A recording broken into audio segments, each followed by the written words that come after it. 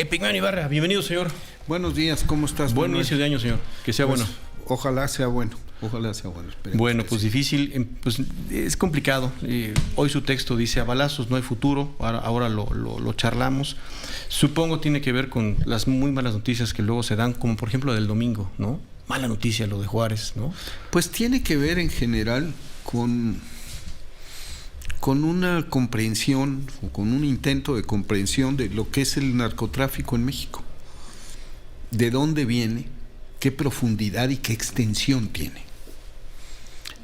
Y desde 2008 se hablaba de cerca de 300,000 personas involucradas de alguna manera con el narco.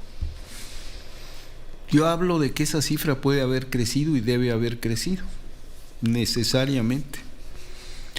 Y de que decenas de miles, quizá centenares de miles de personas están de alguna manera sometidas por el narco. El dinero del narco infectó grandes empresas, infectó a la banca. El dinero del narco circula en decenas de miles de familias. La presión, plata o plomo, hace que muchos y muchas mexicanas colaboren de alguna manera con el narco. ¿Por voluntad o en contra? No, presionados.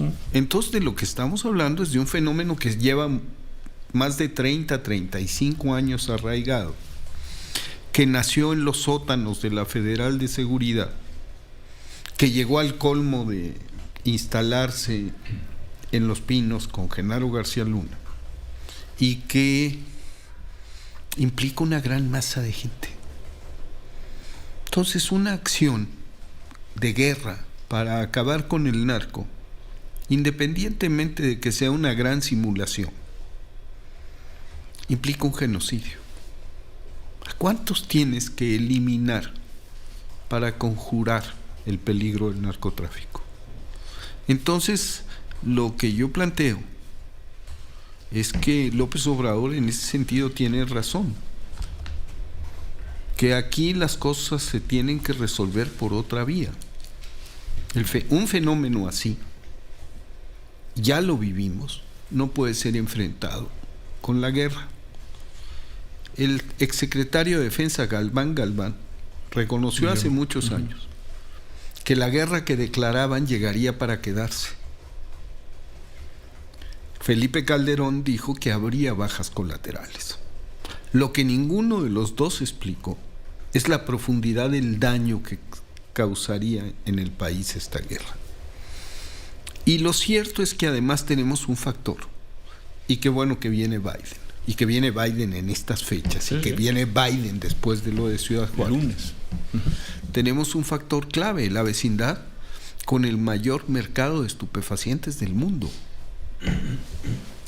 Y la vecindad con un gobierno que declaró hace mucho tiempo, desde Reagan, la guerra contra las drogas, que bien a bien es una operación de simulación y control de los Estados Unidos, que viven, como decía Carlos Fuentes, obsesionados con Moby Dick y siempre buscan a un enemigo externo.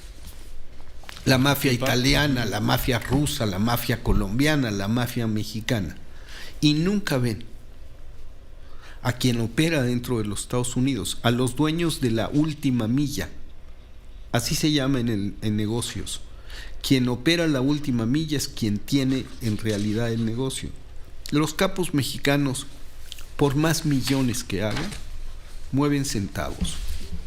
El dinero fuerte del narco lo mueve un señor Smith, un señor Mackenzie, un señor Johnson, muy respetables norteamericanos, blancos, sajones, católicos, cristianos.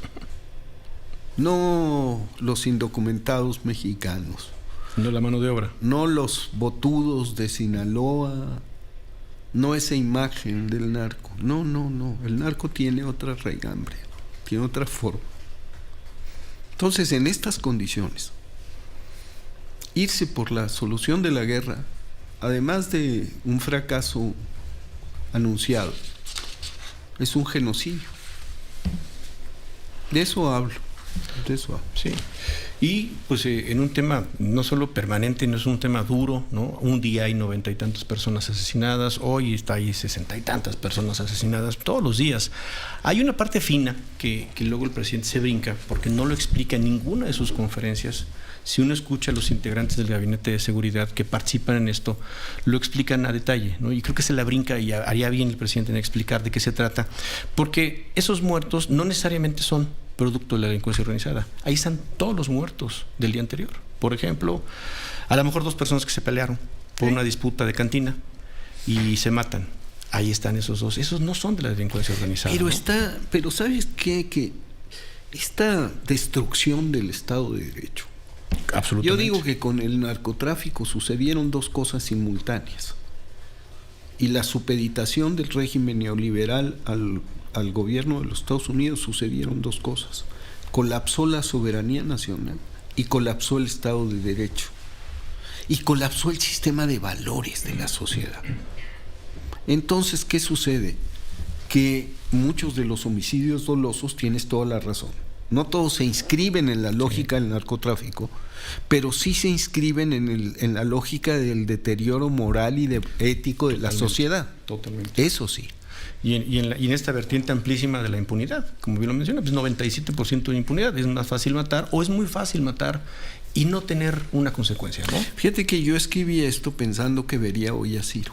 Sí, que todavía y no. Quería primero vuelve. darle un abrazo, reiterarle lo que dar. dije, preguntarle cómo se siente y después hablar de esto con una víctima. Él es una víctima de esta violencia demencial. Sí. ¿Cuánto le pagas a alguien porque mate a una persona? ¿Qué consecuencias enfrenta?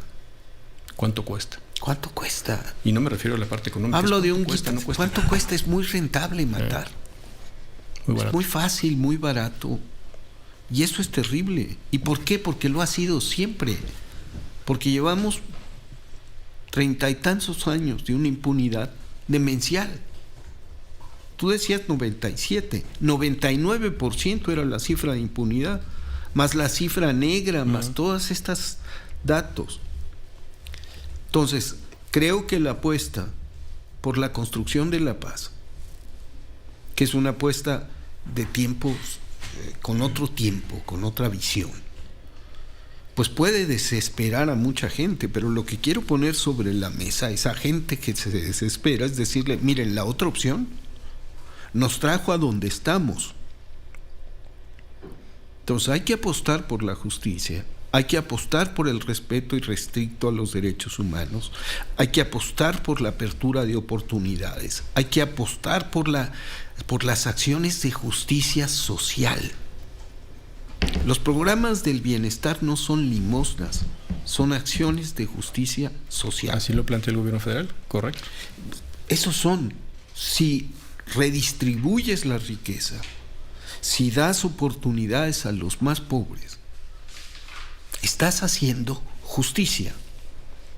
Y el enemigo principal del narcotráfico, el único valladar para detener al crimen organizado es la justicia distributiva, la justicia social y la justicia a secas. Déjenme hacer una pausa, y solamente para completar la idea, porque ayer lo repitió la secretaria de Seguridad Federal, Rosa Isela Rodríguez, una vez más, en una frase que se va perdiendo. Hoy Milenio la pone, ya está en letras chiquitas por ahí. Dice, la estrategia funciona. Por eso digo que es incompleta la explicación que dan en Palacio Nacional, porque puede ser mucho más rica, mucho más clara. ¿Por qué sí está funcionando? Tienen elementos, porque hay disminución. Sí. Hay disminución en homicidios, hay disminución en secuestro, hay disminución en general en todos los delitos. Ahora si quiere, terminamos la idea. Y la otra le va a preguntar, yo de acuerdo con lo que usted dice. ¿Qué hacemos entonces cuando el presidente dice, a mí no me vengan con que la ley es la ley? ¿Vamos a pausa? Sí, vamos a... Regresamos.